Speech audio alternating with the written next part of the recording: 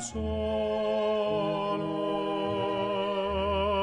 Yo siempre te amaré hasta el fin y ruego por volverte a ver, tan bella como te. So I did the first one. We're going to skip the second one, which is just about how to make a lot of money. Okay, here we go. Starting book 3. This has taken a while to sort it out in my head, but how that works is going to be in this book. I wanted to talk about a couple of things. It's a different focus from the first one, which is pretty much just about my sex life, or the lack thereof. I wanted to talk about the perceived disabilities that all creative artists have are actually a creative asset. I think I've often wondered if actually being an artist in any way, any nature, is a kind of a sign of a certain kind of dysfunction, a social dysfunctionalism anyway. It's an extraordinary thing to want to do, to express yourself in such rarefied terms.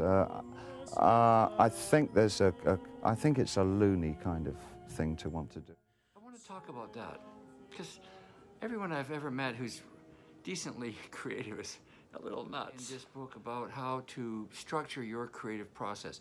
This book 3 is really not for, it's very for exclusive audience. I'll be surprised if many people get through it.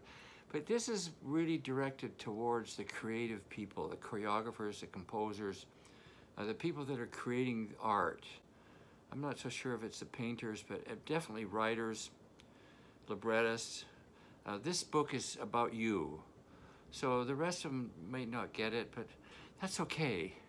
You know, they can't get anything as long as they buy tickets. About my journey from addiction to creating, to becoming a creator, to becoming myself.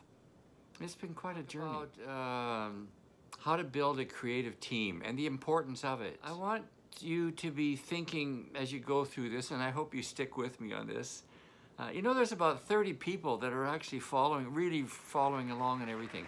It's quite thrilling, really. It makes it all worthwhile.